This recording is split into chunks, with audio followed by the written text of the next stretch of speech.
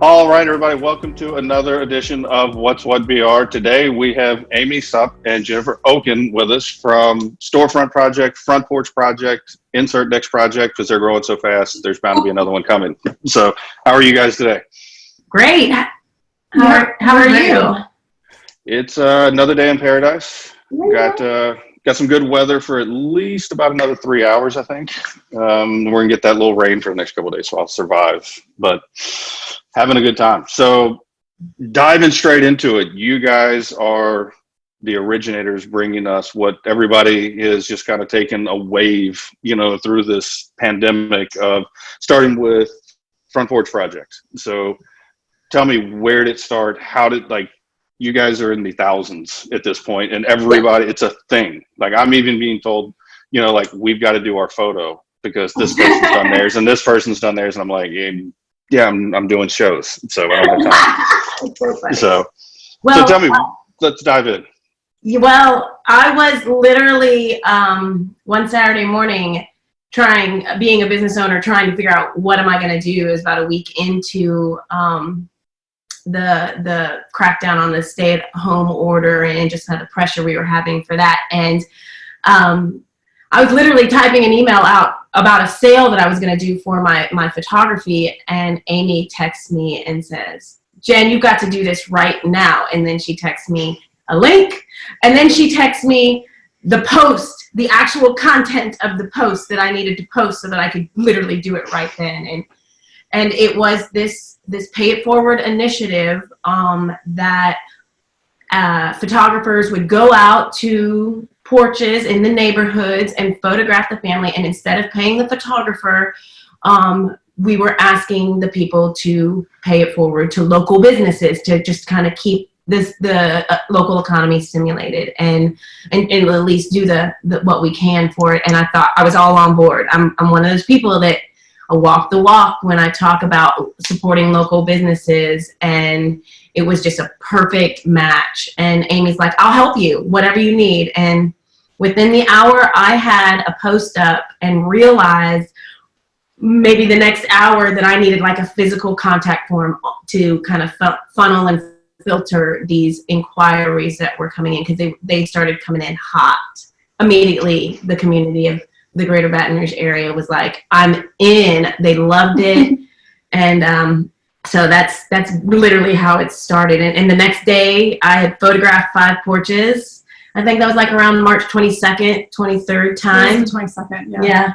And then that next Monday I had 20 porches. Well, the crazy thing is that I called her on a Saturday and said, "You should do this."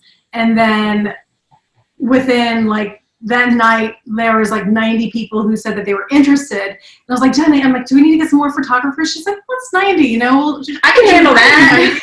And then nothing better to do. Yeah, and then by Wednesday, like there was 500, and then I'm like, "Oh my gosh, like we need to get some more people on board." And then just people started hearing about us in different cities, and we launched in New Orleans in 16 different cities. Somebody in Nevada heard about us and wanted to duplicate exactly what we were doing. They saw the how this kind of started from what I saw is when I'm connected to a bunch of business owners in Seattle, and they were all talking about the impact of the virus and everything like that, and they were trying to fortify themselves. And I thought, oh my gosh, well, we need to start figuring out how to fortify ourselves, because maybe this is coming.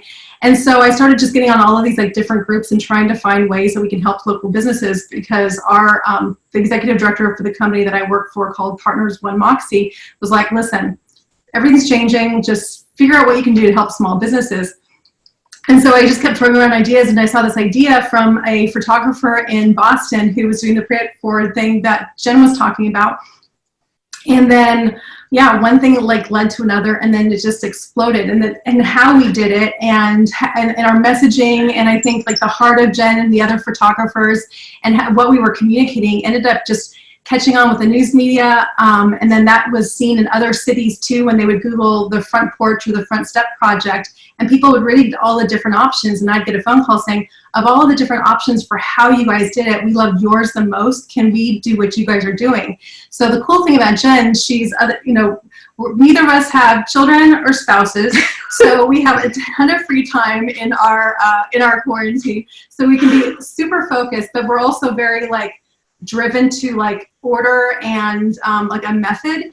And so Jenn was so unbelievably generous in what she created, and was willing to share that with all of the different photographers. So then I jumped on onboarding all these photographers, telling them specifically, listen, do this, this, this, and this, and then you'll have an explosion, and then you'll be busy, and we'll help support you along the way. And it's just been incredible. It has. Michigan. Australia. I sent the stuff to Australia. We have 25 photographers just here in Greater Baton Rouge, and I think all together we've onboarded around 50 photographers using our exact same model, and it's pretty awesome. Yeah, shout out to almost, I guess that second or third day, I met up with business director at Stun Design, and they jumped on board and designed the logo for us immediately, and that's what we've been using and sharing nationwide too. So it takes a village, y'all. Yeah. It really does. And Amy and I we said, okay, let's go for it and see where it goes. But we didn't realize where it was going, and we just let it happen. So it's okay. Yeah, it sounds like you've made it. You've made it beyond. It's not just a thing anymore. It's now more of a movement. That it's kind of globally. It sounds like it's going. And I think what's interesting about it, and what I've always been intrigued, and I guess to back up for the guy who's been not online or under a rock, we assumed everybody got it. This is grab your family, grab your spouse, go out to the front porch, the front door, the front yard, just right there. Photographers, we're social distancing, we're backing it up, but we're able to take some pictures, right then and there. And so, and then they're hitting social media and they're going out, right?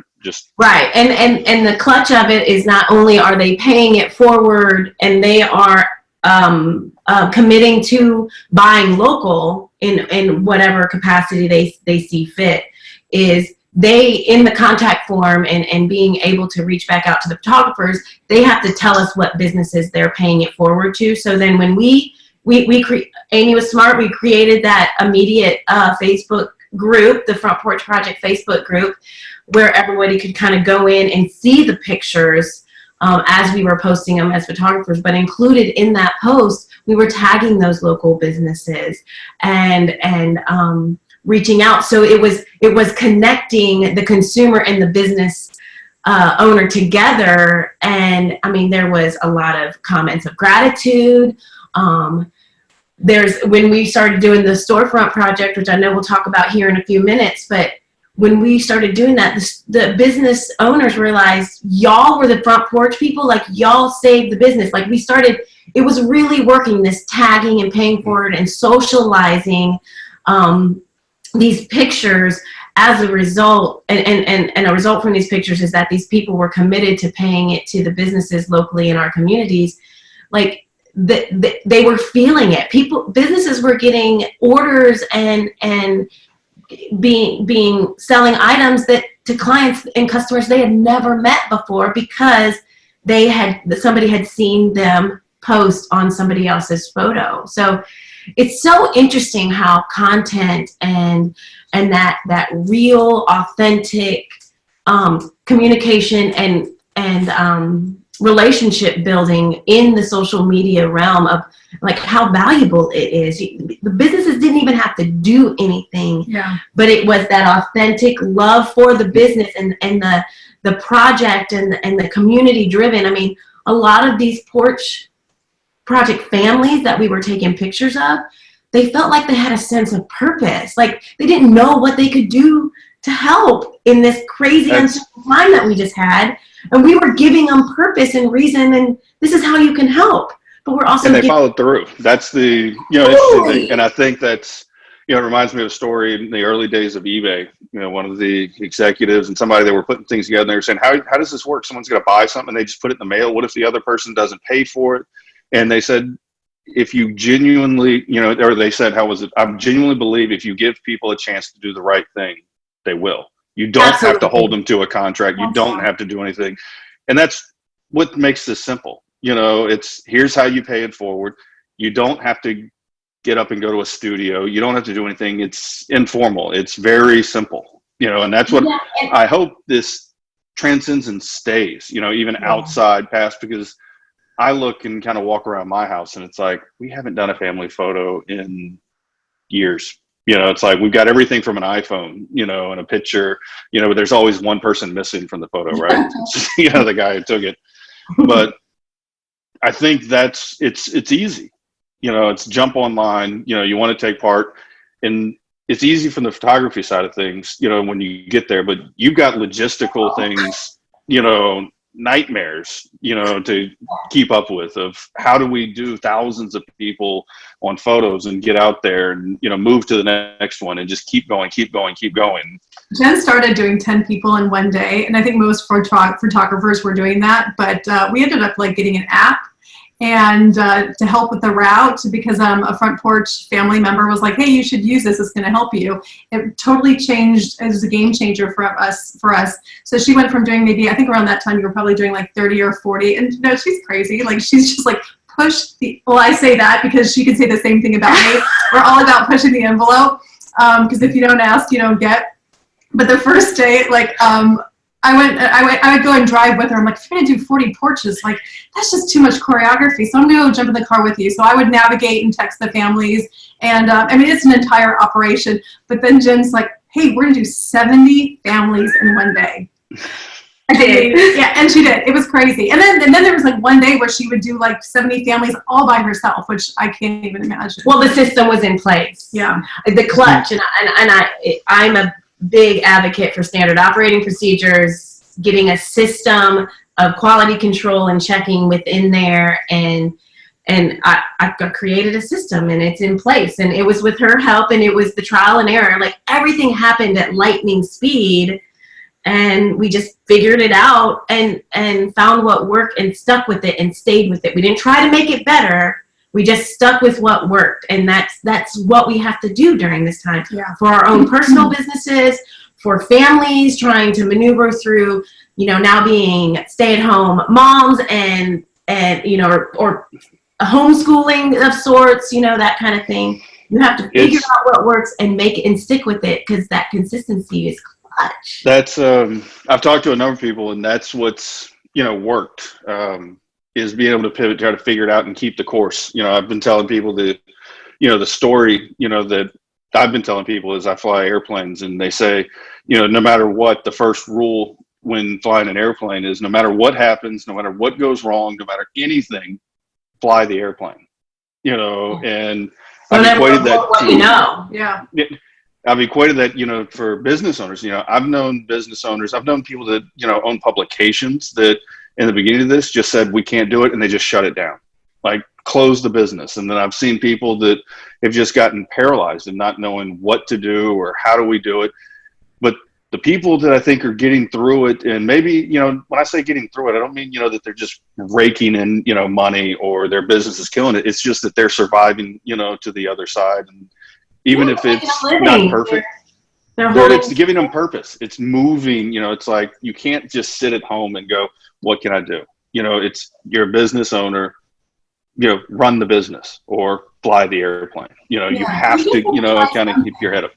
And you just have to try something, and then it doesn't work, just try again. Something else, yeah. And there's been days where I've been stopped because I've been so overwhelmed with all of the work that we have to do. And I was sitting on a podcast earlier, and this one person said, like, listen, when you're overwhelmed, take one breath and do one thing. Just one thing? Just one thing. One more. So, and then that's the thing with all of us, you know, I mean, listen, I mean, this entire time is challenging for a million different reasons, and all of us are dealing with it in different ways. I'm fortunate, like, I'm a doer, and if I didn't have this project to do, I probably would have spiraled and be eating my feelings, for the last month. But because of this project, I've been able to work your way through feelings. Yes. Workaholic feelings. But just to get up and do one thing, whether you're a mommy teaching your kids, or like whatever it is. I mean, that's how we're going to get through it. That's how we as Louisianans get through it, and we've gotten through it time and time again. And then that's what makes this state and this community, especially here in Baton Rouge, just so remarkable. Our entire project, it's been like divinely led, like every single step of the way. Literally, I would think, gosh, maybe we need a website. And then all of a sudden Modify is telling us that they'll design our website for us to help us with our project, and do the same thing with Stun. And then, when Jenn and I are talking about like our impact to the businesses, like how can we make a bigger impact for the businesses, then parents, your organization, Parents Magazine, then steps up and we get connected with you. Just literally like magically happens, that comes out of the blue. Like all of a sudden I look at my email and be like, Amy, this just happened, and weren't we just talking about that? Like, yeah. Literally. We get connected with Claude Graves about a partnership with Keep BR Serving, and and continuously that's what we're doing. We're just like, how can we serve more? I believe intrinsically every single human being, we all have a gift to give, and we all know that. And if we can do what we love doing and be of service doing it, that's how we're going to get through all of this. We have to be the stimulus. And so with our photographers giving their gift of being, incredible photographers, your team being an incredible gift of evangelists, taking business and knowledge and information and putting it out to the people, you guys doing your gift, that's going to then pay it forward and give back and create the stimulus so we can get out of this. And that's what our entire project's about. So when we were sitting here thinking about how we can do more, because truth of the matter is with the Front Porch Project, families paying forward, and to a business owner, there are some business owners that were getting multiple, gifts and calls of love because of the project. And then some of them were getting maybe one or two, like a $50 gift certificate. It's nice. The kind of cool thing that what it was doing, it lifts everybody's spirits, when you're a business owner. It's like a virtual hug for the business. Yeah. People were kind of something that was really cool about the Front Porch Project is that people were connecting with each other that hadn't seen each other in years. So if you look in the comments, it's like the only time looking in the comments of posts were actually like beautiful and uplifting. And you can see saying, people, it's like, oh my gosh, I haven't seen you in 25 years. You look amazing. Oh my gosh, your cute family. And maybe they're like best friends that didn't quarantine together. And so now there's a way of seeing each other and seeing, their kids seeing their friends on the Facebook that they can't go and meet up at the lakes and ride bikes, like they used to do, or there's no more birthday parties, and all of that stuff. So it was a really nice community connector in that respect too. And then going forward to the business owners, these business owners who are stressed out, like we all were, like how we're going to pay our people, what we're going to do, then all of a sudden gets tagged onto the post, and they're like, Front Porch Project, somebody paying it forward, talking about me, like not making like the jumps, and then seeing more and seeing more and seeing more, when we were talking about, again, what more can we do? And then the storefront project just seemed like it made perfect sense. There's going to be a time that we're going to come out of this. So let's, contact the business owners that these people have shown the love to and say, hey, listen, let's connect people so they can see the faces of the businesses. Because the truth of the matter is Baton Rouge is such a tight community. I'm not from here. I'm from Los Angeles, where nobody knows anybody. And so what's really incredible to be a part of this community is to see how well everybody knows everybody. But also, not everybody knows what businesses are actually owned by the people that we go to church with or our kids go to school with. And so what we really wanted to do is we wanted to humanize these storefronts. We wanted people to see the business owners. And to be fair, business owners aren't the first people to jump in front of the camera. They're always very humble. It's always about my staff, the managers who are really running it.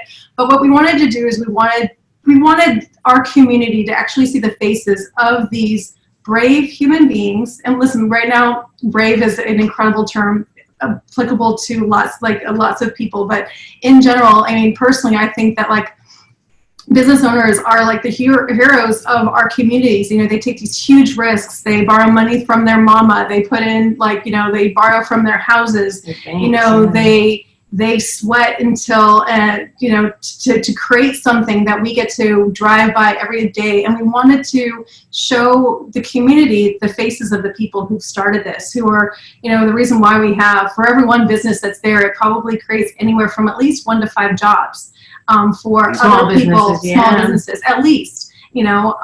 So we wanted to create that connection. And then in addition to also to that, give them marketing tools so they can have something to get out of the gate and start communicating, hey guys, we're open, or hey, we're still in business, and this is what we're doing to pivot during this time. And that's why we started the storefront project, is so that these business owners and places had content and materials to connect, because they've already realized they are connected to their consumers. That's what the Front Porch Project is. That group is a beautiful example of the consumers that want to support local. And so we were like, what else can we do now? Because they're already connected to these people. So let's take these pictures and not only post them into that group so they can be connected, but then those business owners now have a set of content of photographs, and so that they can tell their stories and use them for their own social media and their own connection and relationship building too. And I think it's, you know, local business, you know, is extremely important to, you know, obviously the economy, but what I've said, it's putting that face behind it, you know, kind of, Amiee, as you said, you know, when you drive down the road and you see this business, you know, people sometimes forget, you know, it's a business, you know, and it's its own, you know, but no, what you don't realize when, you know, if you're driving down Sherwood Forest and you see, you know, the light on at 11 o'clock and that's somebody in there working, trying, you know, they might be sweeping up, you know, a floor, they might be arranging a shelf, they might be, you know, finding, you know, inventory, but that's a person who maybe is not at home, you know, with their family, or not sitting there, you know, helping with schoolwork, but they're getting ready. You know, I've said from the beginning of this, the sun will come out, you know, we will get, you know, as my grandmother said, this too shall pass, you know, we'll make it through. But it takes the preparation, you know, business owners, you know, we've got to make sure, you know, I know that, you know, there's people that are saying, hey, we're getting ready to go back to work. And so business owners are the ones that are going up to the offices and spreading the desk out, you know, and cleaning up, you know, the bathrooms and getting everything, you know, ready for work. And to put a face behind that, you know, to where, you know, it's such a big thing for me. And it's the business owners that had to stay on with no paycheck through all of this early times. It's the business owners and even their families that had to take the place of the employees that they either had to lay off or the employees didn't feel comfortable working. Like there's so many different reasons and layers to this whole time of uncertainty, and the fact that the people that we're meeting and the business owners and the people that our Front Porch Project families were supporting, they were in it. They were committed. They didn't want to stand down, but they figured it out.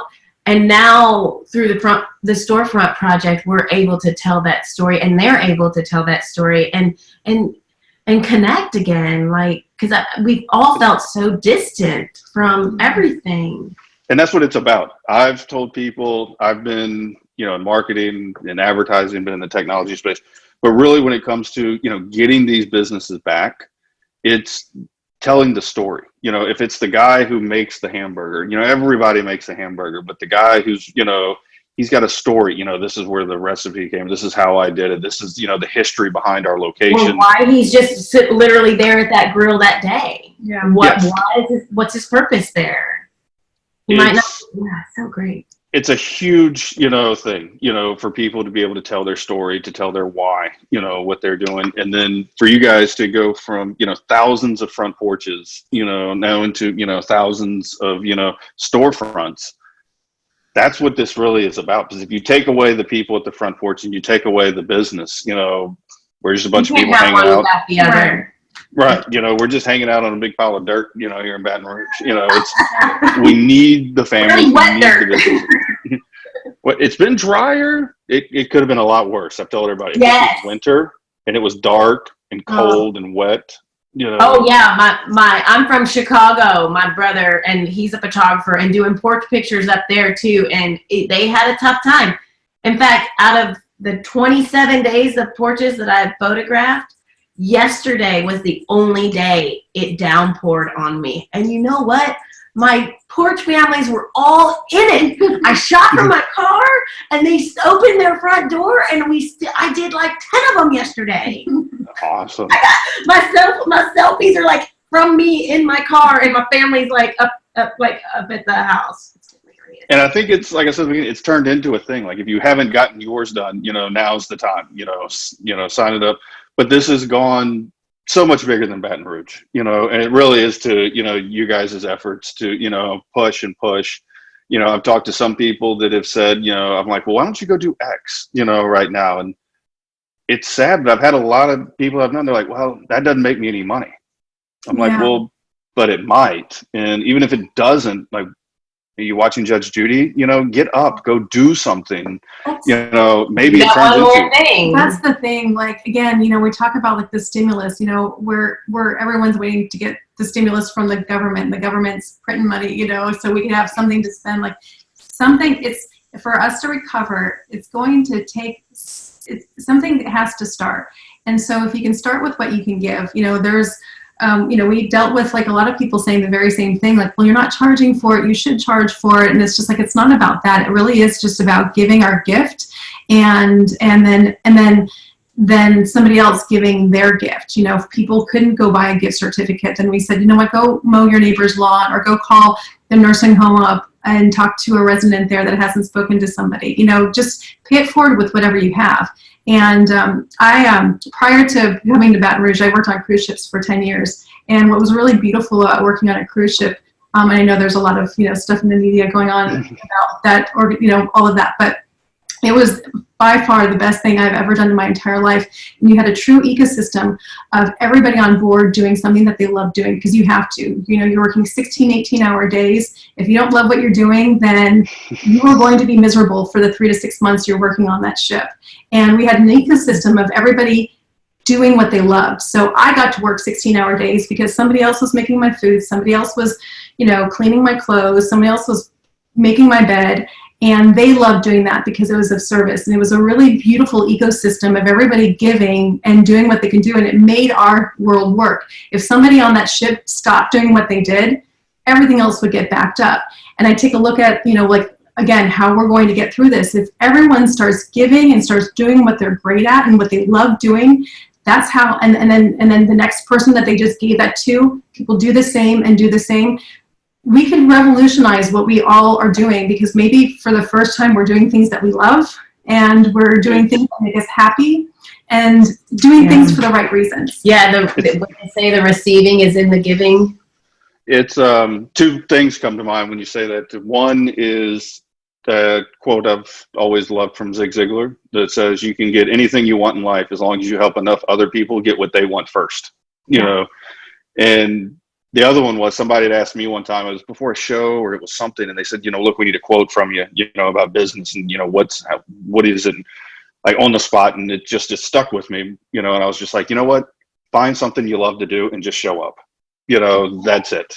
So, well, look, with that. Testimony to that, you showed up. Yeah. Thousands of times we've given up, One time. kind of like the postal service. One more time. I can do one more. I can do one more porch. I know it's more now. I'm going to do one It's got to probably be like a game to you now. It's like, well, we did 20. I bet I can do 30. I bet I can do 40. Yeah. It's. Oh, well, and you can only handle so many days of that. Like, I'm intense, and I was like, it did become a game. Now I'm excited to get these porch pictures kind of done and enhanced and produced and out to the clients and to the people, so I can really start. I feel like I'm missing out on the storefront. I do some storefronts right now, but only like one day a week. But I really want to get into that. But also storefronts.